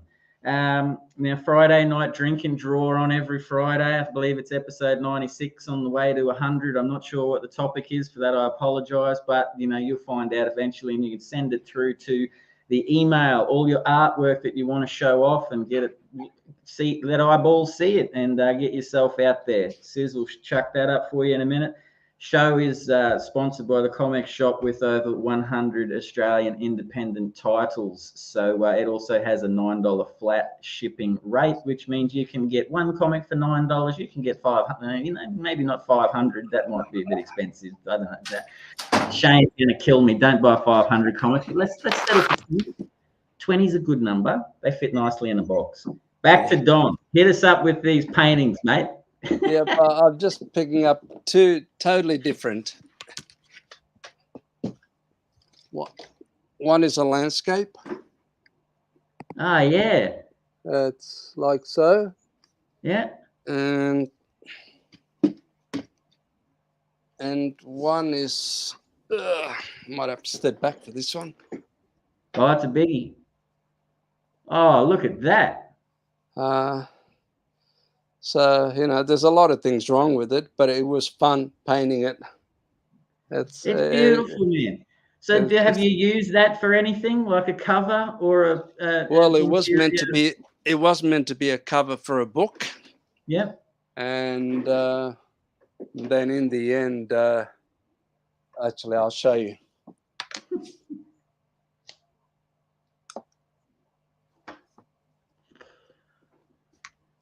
It was meant to be a cover for a book, and then in the end they went with this. It was a digitally done thing, which I thought was a piece of crap. But you know, it's and they were talked because this was the third book in the series that I've been involved with. Yep. And it was the distributor that swayed them, you know, to use something a bit more digitally done. Which, but anyway, I figured it's their money, they can do with that. They don't get me wrong; they paid me for the painting. They just didn't use it. Yeah. Which is a damn shame, really. So sort of a win, not a win-win, you know. But, I would have loved to have seen it published on the cover, and I would have fulfilled my dream of being a cover artist for a novel. yeah. Well, mate, you may get you still might get there, man. You know, like with your dabbling and your artwork. I've got a question for you because I like painting, like myself. I do a bit of that as often as I can. And were you with your landscape? Were you out in place or were you doing That's from a photograph. Yep. Yeah, because you know, when you go to these classes, you got to take something to work off, whether you take a photograph yourself or whatever. You know, it's more the process of showing you how to build the colors. how to build your layers, and that landscape is one, two. Technically, it's 4 paintings. Yep. If you look at it that way, it's the background, the foreground, the middle plane, and the house. So you're painting them all at different times. Yep. And that's something I've learned, because I've never had any training in painting, apart from that little bit of school, but didn't really do much much at Yeah, well, school. A well, lot of the times we're just dude was mucking around. jaded, man. He was jaded, that first teacher. I liked your second art teacher better that you were talking about. Honestly, his name was Mr. Crowther, and he was a sour old coot. He had one of those, like when you're working in woodwork and metalwork, you wear like a dust coat sort of thing. Yeah, yeah. He had one of those in the classroom, Mm-hmm. and he wasn't teaching anybody anything. It was just, bit of a waste of time, really. Oh, he And just, I know I didn't learn anything, but that second teacher, Mrs. Zammit, she instilled the love in the art, and Yep. she actually, how can I say, converse with the students. Yep. She even took us out a night on the town, just with the class. That's how involved she was. It's I'm gonna say, is that allowed, Don? well, we were year 12. We're considered adults. And her husband came along, so it was fine. Oh, okay. No, but no, it's I think uh, because of her, I think I ended up in the direction that I went. Because mind you, back in the day, Leigh, because I didn't know what to do, mate, I went and applied for a job as a bank teller. I went and did an electrician's aptitude test, and I had no interest in being an electrician. Just trying to think of something to do. And in the end, I just decided to do another 2 years of school. Yep. For me, it was the best decision I've made.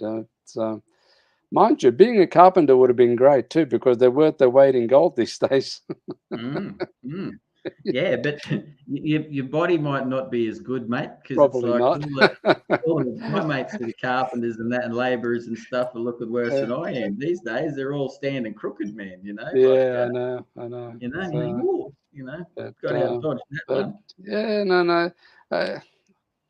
Honestly, it's a blessing that if you have an appreciation for art and things like that, and you can work in the field in some way, shape, or form, I think it's a blessing. Yeah. And I know a lot of guys. I never had the commitment, Leigh, to when it comes to comics. Like if you wanted to make something yourself, you really had to go overseas. Yep. And punch on doors like the Cyclone guys did. But I never had that inclination or that commitment to be able to do that sort of thing. I was, I suppose, I was instilled in me from my parents that I should be earning a living. Yep. And a good living, just to go forward and raise a family and all that, and pretty much stuck to that. And I'm happy. I'm happy where I am.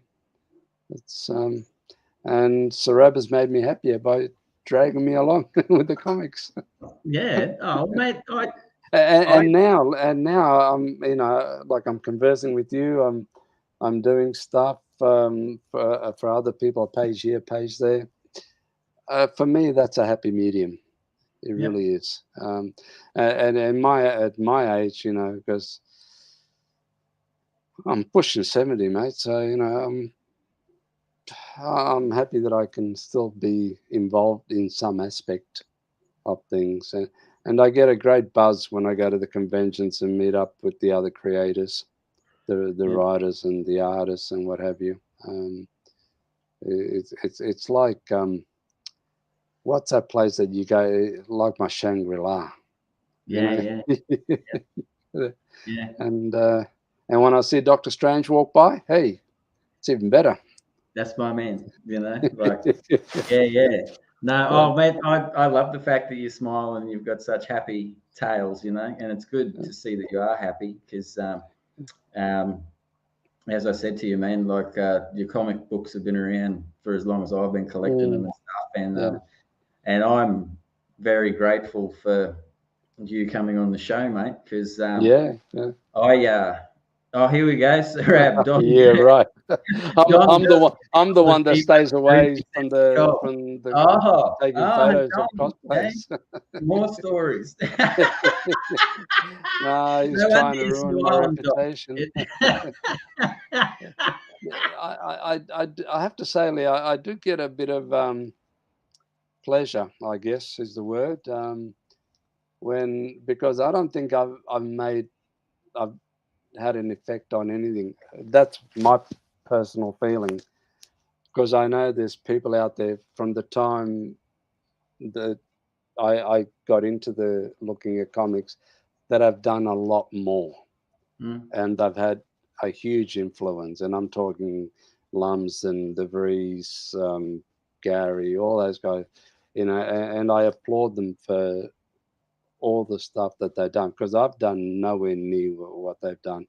But I gotta say, I do get a kick when you're at the convention and somebody comes up and goes, "Ah, Don Ticchio, I've got one of your things I need you to sign." I'm thinking, "Oh, cracks, All right, yeah, sure." But it warms my heart. And as Supernova, there's a guy whose work I really like. He does the Phantom stuff. And I ran up to the Phantom booth because Shane Foley was there, and I know him, and we said hello. And he goes, "Oh, Don, I want you to meet this guy here, Jeremy McPherson." He says, "Oh, you're Jeremy, the Phantom stuff. I love what you're doing with the Phantom." And then he pulls out a War Stories book, says, "Oh, could you sign this for me?" And I thought, "Oh God." It was a nice. It was a nice. I don't know, nice moment, I guess. That here I am loving what he's doing, and he's pulling out this. I said, "No, can you sign this for me?" So maybe I've done something. I don't know, however little. Oh, mate, it's you've done it. You're still doing it. That's the well, highest I'll keep compliment that doing I it can as give long to as the you, rap keeps doing it. So I'm enjoying that. I'm enjoying that aspect of it. I seem to be the voice of Sarab. Are you sure we can do this? Maybe. As he keeps saying, I overthink everything, and I tend to. But at the end of the day, they all seem to work out. So. Yeah, well, you've both got your chemistry happening there, man. So it must work, and like I just love hearing the stories of because since I've come along, you just send your files off, they get printed, a couple of days later, but like you got your comic stuff, But the thought of what you were talking about, preserving the artwork and the seeing the effort that goes into these people that like used to hand letter, like images and posters and stuff like that. Like, I mean, there are things that would have provided much difficulty, man. Like back in the day, that are made a little bit easier, I assume now. For sure. I mean, back in the day, you used to get blue dye lines to check the book before they actually printed them. Now you don't bother, it's all digitally done. But back in the day, you had to get them to make sure the pages were in the right order. Yeah. And you get what they call a chemical proof for the cover. Yep. And these things never fade, the chemical proofs, if you treat them well and store them. And And the chemical proofs were just magic, Leigh, because they were nice and glossy on thick paper. It's, you'd frame the bloody thing. That's how good they were. Yep. But these days, I mean, you see it on the screen. It goes to the digital printer. What you see is what you get. Yep. So you don't. I think you still need to see a proof of what you're printing, just to make sure that you're happy with the way it looks on the stock and that the page sequence is correct and what have you. Yep. And with digital printing, depending on the printer, they might have the color balance set differently. So you need to check check your colors, because the old printers or traditional printing, offset printing, the operators have a tendency to always print a bit darker. And back in, well, even today, you still do it. We used to do press checks. You actually had to go to the site. They run the press while you're there, pull a few sheets, and you got to check and make sure that you're happy with the color. If you're not, they'll cut back on the red, cut back on the blue, up this, up that, until you get a spot on. And because it's all digitized and whatever these days, once you sign off on that proof, those coordinates that they've got in there, they're locked in. Yeah. So that if they do a reprint, you don't need to do a press check, because it should be exactly the same, unless they're using a different stock and the inks react differently to it. Once it's locked in, that's it. I get things printed in China for a client, and all I get at the end of the day is advanced copies. The job's already printed. I have looked at the advanced copy if I'm happy with them, and that's it. But because they're just reprinting all the time, I don't have to do anything. They've got all their color gamut and everything all set, and they've just got to follow it. And but with digital stuff, mate, you guys got it easy today. Really. I wish it was easier nowadays, but different times, different technology. Mate, still learning. I tell you, the learning never stops. It's problems arise from things you never ever thought of, mate. You know what I mean? Like, it doesn't matter if you've done 5 or 6 of the bloody things. Little things will still pop up, and you'll go, like, why? Like, just don't see them, man. But now, Don, as we start winding down the show, mate, I'm gonna. Now, there's 2 questions that I always like to ask people. Tell me. The first one is, why do you do it? Why do you just sit there and keep being involved, mate? I just love the medium. You had Gary on the show a little while ago, and he was talking about the language of comics. Yes. I love the language of comics. I definitely believe that for kids that have trouble reading, get them to read comics. I like the structure of the comics. I like the style, the colors, so many things about it. I don't know what it is, Leigh, that attracted me all those years ago to look at these sequential pages of panels and that told a story. If I had to define it, I couldn't. I just know that when I first saw it, I loved it, and I would have been 10 up to that time. When I was in Italy, I'd never saw any of this thing, because we were living out in the country, mate. There was no bookshops or paper shops or anything like that. It's so even though they had comics in Italy back then, I never saw any of that stuff. It's in the little towns, you just wouldn't see it. But I don't know. I think I like the fact the way the panels tell a story. And sometimes there's comics where there's no dialogue, but the panels, the sequence of the panels tell the story, and you can follow it and you can understand it, and that's what I loved about it. Apart, and also, I love the style of artwork. That somebody could draw like that.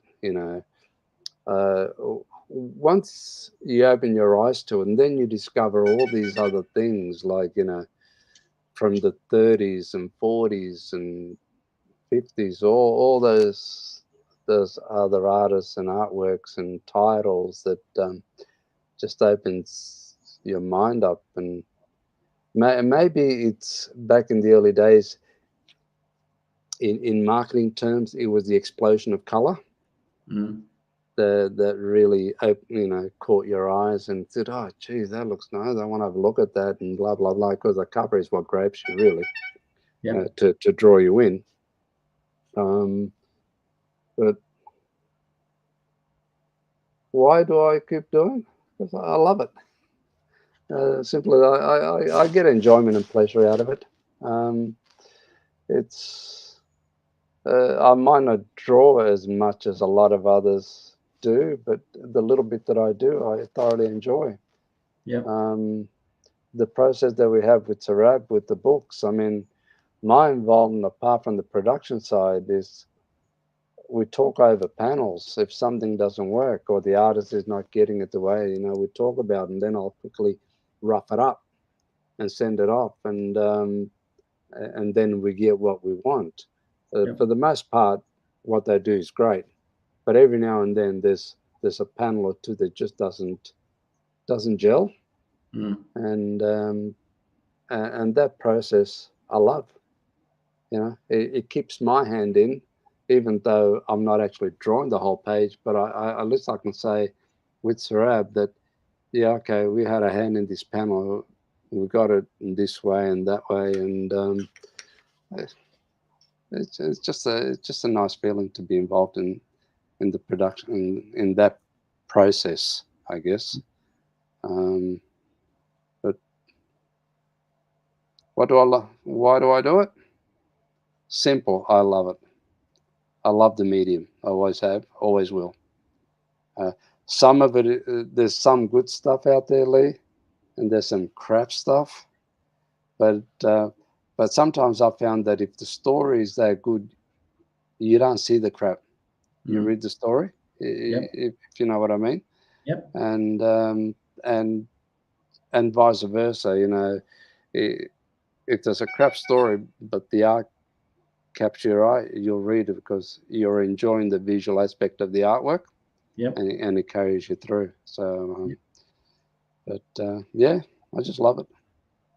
So. I mean, that sounds to me the perfect answer, mate. Love the medium. I think that's why we're all here, mate. It's what it's provided friendships and stuff too. Because I came across a lovely photo of you and Glenn Lumsden and Gary Challoner sitting down somewhere in Tasmania a couple of weeks ago, mate. In the cold of Tasmania, where bees are mandatory. Yeah. Well, that just goes to show you, mate, that friendships formed. Still carry on now, mate. So I think that's a beautiful story in itself as well. Now, Don, one last thing, mate. What would you say to little Leigh if little Leigh came up to you at the Sydney Supernova and got you on the right day? Your family salami making thing wasn't on, so I've got you on the Sunday, and I gave. What would you say if I said, Mr. Ticchio, I want to draw comic books and stuff? What would you say to that young individual? I'd say draw comics, but do it for the right reasons. And I guess know your limitations. I know my limitations, Leigh. That's why I've stuck to where I am. But if you have a love for it, go for it. But the practical side of me always says to me, have a plan B. Because you can do comics and love it and keep going, but you still need to eat. Mm. And that's what I've said to some people that have come to the table when they were talking comics. Because if you consider, Leigh, what percentage of comic book artists actually make a living? It's very small. Yeah. It's very small. Some of them are living on the poverty line. Yep. And I couldn't do that. But if you have a love for it and you have commitment and fortitude and you're tenacious about it,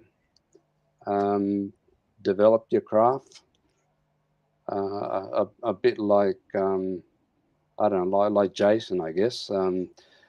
He's been doing his stuff for as long as I can remember, and he loves what he does, and he's making a living out of it.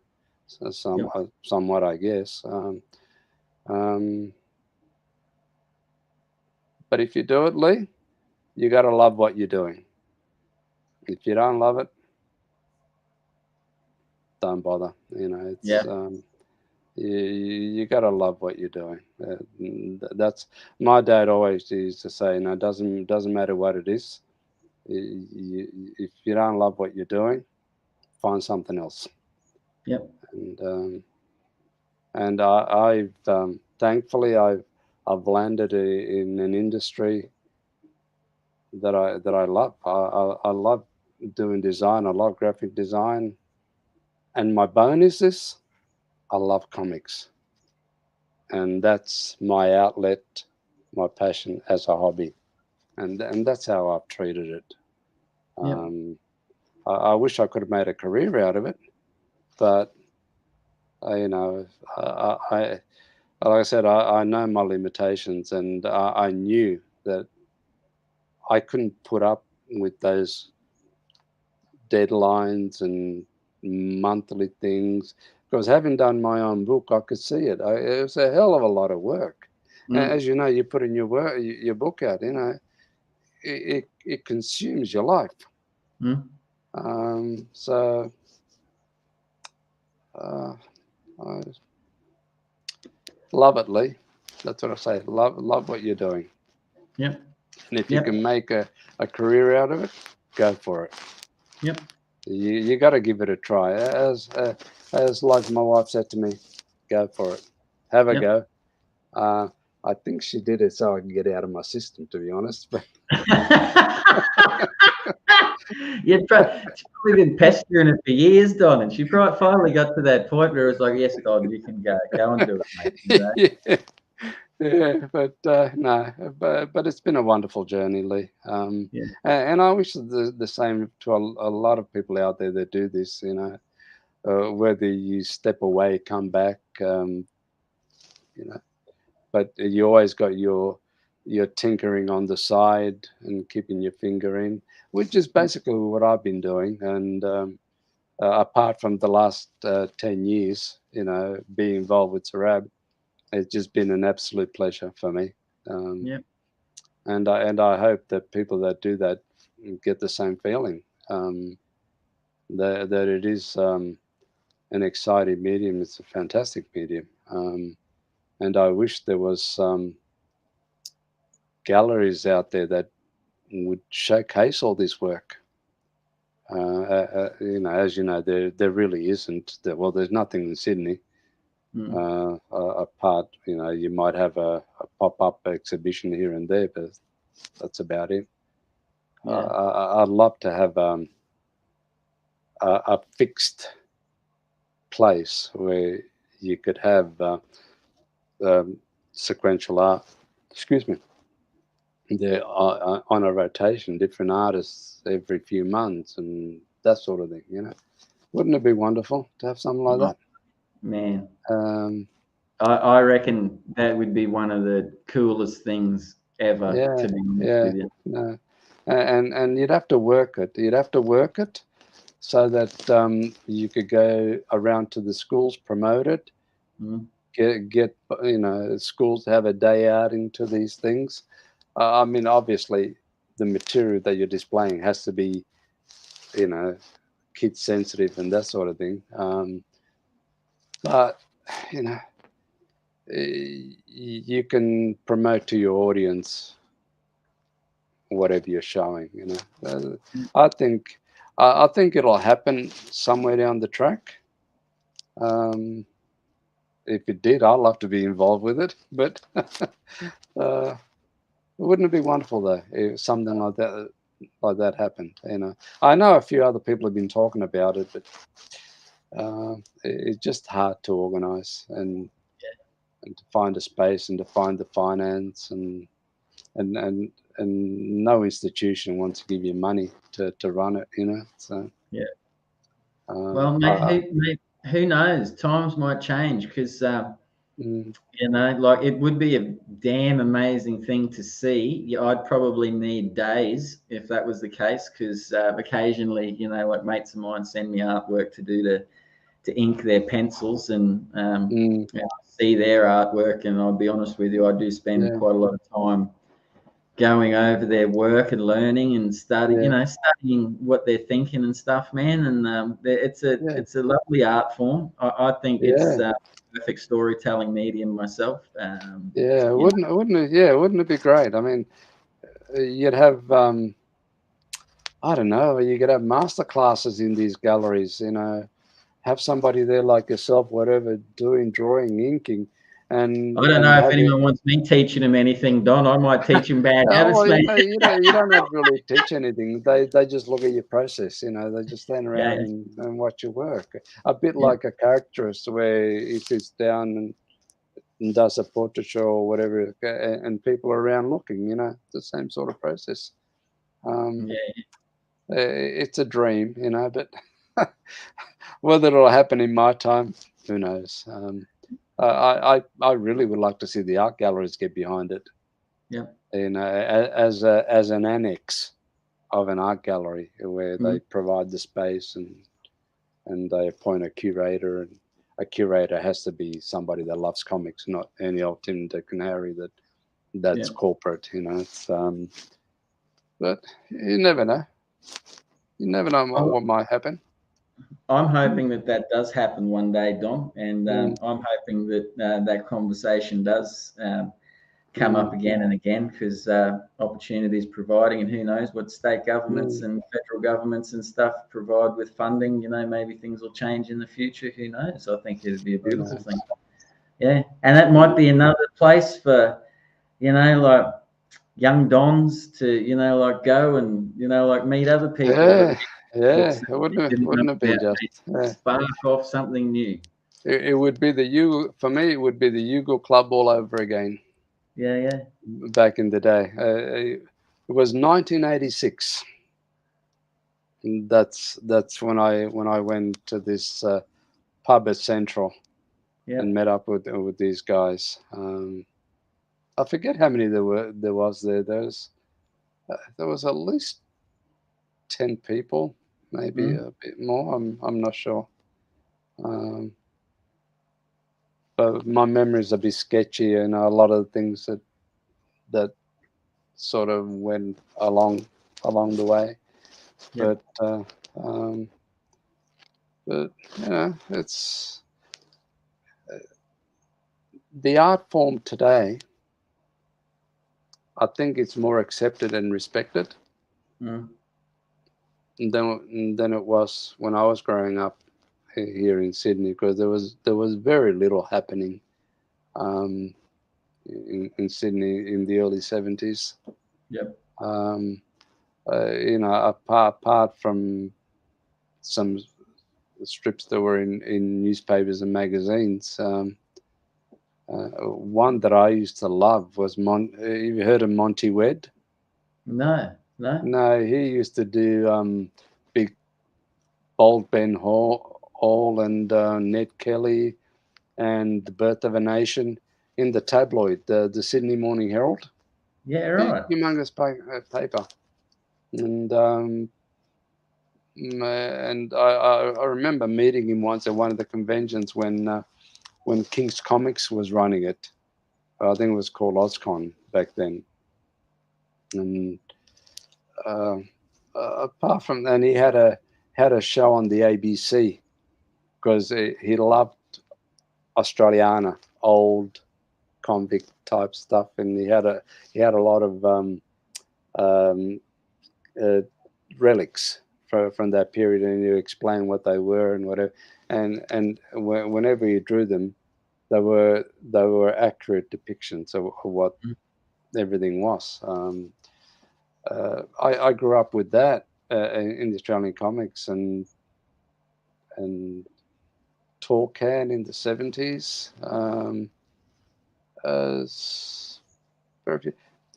One thing I do mention, and this is where, and I wish I'd have known, but I let that opportunity slip by. It wasn't up until later that I found out. One of my teachers at TAFE was Lloyd Piper. Lloyd Piper was the artist for Ginger Meggs at the time. Right. At the time, I didn't know, because when I read Ginger Meggs, I never read who drew it, and he never advertised it. And it's only when one night he took us, a few of us, to dinner. I don't know, they liked to draw. A lot of others were actually designers. We liked to draw. And he took a group of us to dinner, and it was then that I found out that he was the artist for Ginger Meggs. It was towards the end of the year. So, my time was over. But I wish I'd have known at the beginning, because I would have stuck to him like glue. Yeah. So, let me come in, let me look over your shoulder, let me do. It was a missed opportunity that was a bugger, really. Yeah, but it's still a good touchstone in history, mate, for you to be able to say Yeah, that. How you feel when you're sitting there and you guys are doodling around dinner and stuff like that, and like, what did you just like look over at this bloke and go, man, that looks familiar? You know what I mean? Like, what are you doing? Oh, yeah, I do this. No, he wasn't even doodling. The problem was he didn't talk about it. It didn't. He would show us artwork of badges that he designed and what have you, but the fact that he was the artist for Ginger Meggs, he didn't talk about it, because I think back then, and somebody will correct me if I'm wrong, they didn't put their name to the strip, because the original, now they do, like Kemsley and the other guy, they did, but when he was doing it and the person before him, I don't think they were allowed to put their name to the strip. I could be wrong. I'm not sure, but he never talked about it. Which for me, if I was doing a strip and I was teaching a TAFE, man, I'd be bragging the shit out of it. 100%. Yeah. And if ever you go to, I don't know if you're still there, but if ever you go to Coffs Harbour, you go to the Bunker Cartoon Gallery. I think they had a section there in the history area where they actually had Lloyd Piper, his picture, and the fact that he was one of the artists for Ginger Meggs back in the 70s, late 70s. Sadly, he died in a car accident, much too young. But yeah, so like I said, it was a missed opportunity to not so much for me to say I want to draw Ginger Meggs, because I didn't have the aptitude to do that sort of stuff. But it would open up worlds, I think. It's to meet other like-minded people, really. But it is what it is. Time has gone by. So. Yeah. Oh, mate, it's still great stories, man, and you're still smart. That's the main thing. They're great stories, mate. History.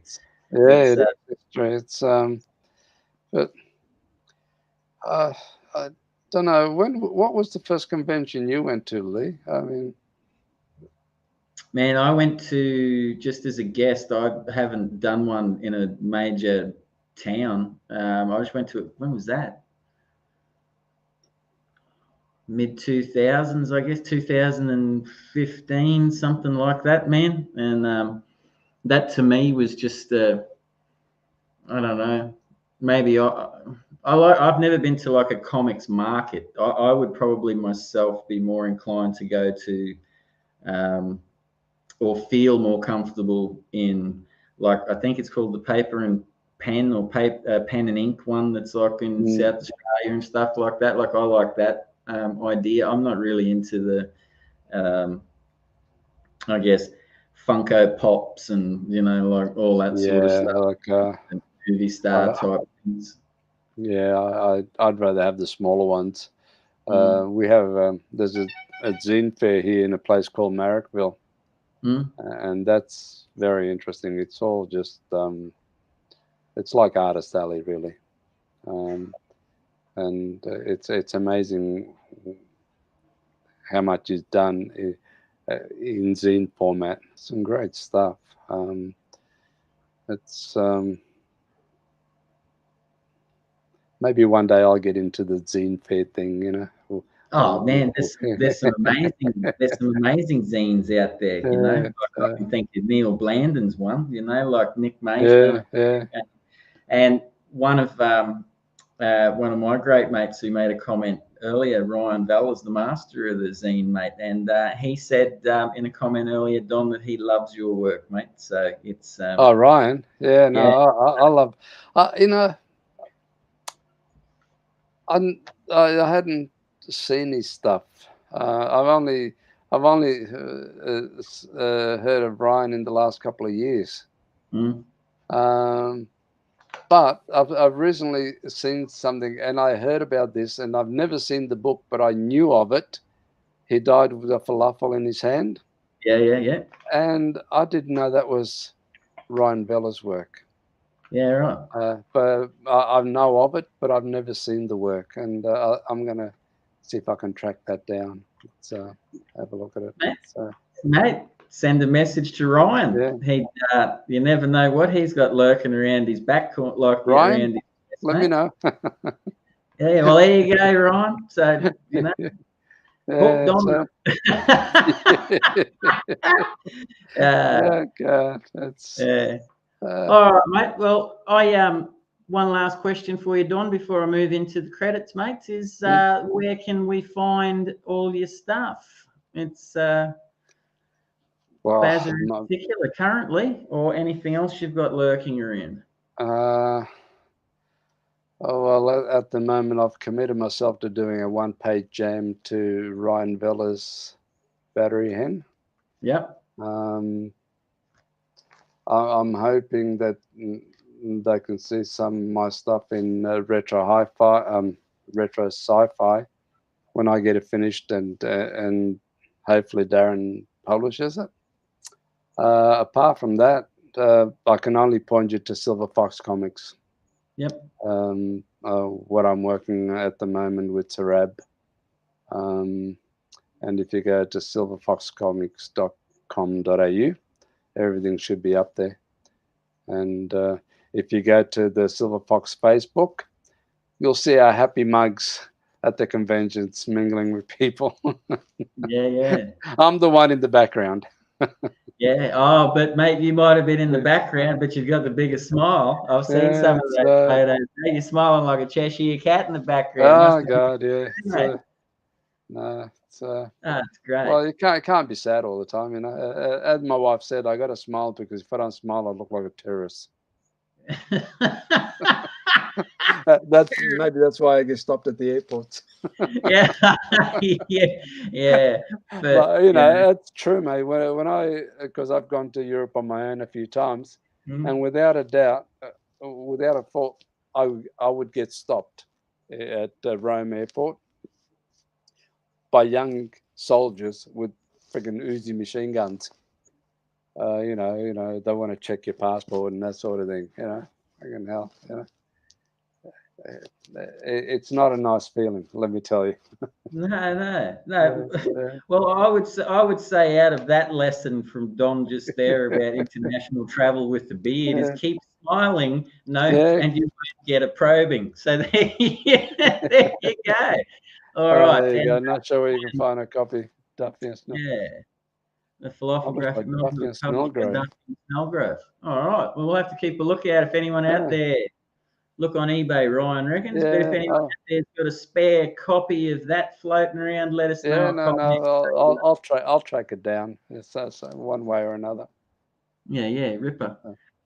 All right, Don. I'm going to wind it down there, mate. I would before I head into the credits, I would like to say how grateful I am that you've been on the show tonight.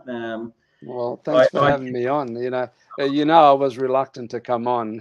I know. I don't know what twisted you, mate. So it's but you've been awesome, man. Like you've been a wonderful It's been a pleasure. Man. It's been a pleasure, Lee. And I think your easy conversation style makes it a lot easier to talk, I think. Yeah. Anyway. Well, thank you, mate. It's been a pleasure. Yeah. Yeah, cool. Because I thank you very much for that, because I do enjoy talking the Tuesday Chinwags to meet everyone and get their stories out there, because every story is important. So and everyone's got one. But Don, thank you very much, mate. You certainly are a gentleman. So thank you very, very much. All right. So for everyone at home, thank you for watching. I'm sorry I couldn't get to all of the comments, but I was enthralled by Don. Don's he's got the gift of he's good. You watch out for him. I tell you what, you walk in for one bazzer, you'll come out with 5. So unbelievable. All right. So everyone at home, don't forget to like. Oh, here comes Lloyd, my little mate. So don't forget to like and subscribe to the channels, because that helps the algorithms and stuff, gets it out to more people, and makes ComX and the community bigger, and gets all these stories and all the things that we like to do out and about into the world. Now, I have been alerted. I thought Shane was calling me a Muppet down here in the bottom left-hand corner, but I'm going to assume that Muppets is the Friday night drink and draw topic. He's probably not wrong on either part. Okay.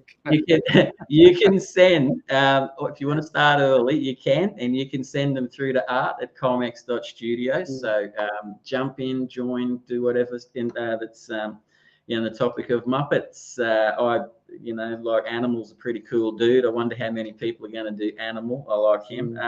But that'll get shown on Friday night drink and draw, and Spedsy, Sizzle, and Quick Mick and the usual gang will be there with several guests dabbling away. Now, the ComX shop is what sponsors the show. Website is www.comx.shop. Now, there are over 100 Australian independent comic books there for a $9 flat rate of postage. So as we discussed before, you can buy 1, you can buy 100, you can buy 20, you do whatever you want. But for every purchase of everyone that's in the shop, it helps them buy pencils and ink and paper to continue on their journey and bringing you their creations. As Don said earlier, which everyone shares the same love of the medium and is passionate about what they do. So look, on final note, next week is episode 31. I have Tad. I'm not even going to try and pronounce his last name, because I will just hurt myself and I will probably hurt him. So we will find that out next week. But Tad P from the Dark Nebula will be joining us here next week at the same time, same channel at 7:30. Now look, always look out for your mates. If you haven't heard from someone in a while, give them a hoy, send them a message, flick them a picture just to show you care. There's a lot of people that are struggling around at the moment due to whatever reasons, and a little bit of kindness never killed anyone. Thank you for watching the show. And always remember, community is unity. This show is sponsored by the ComX shop. Check out comx.cx for all things ComX and find out what ComX is all about. We hope you enjoyed the show.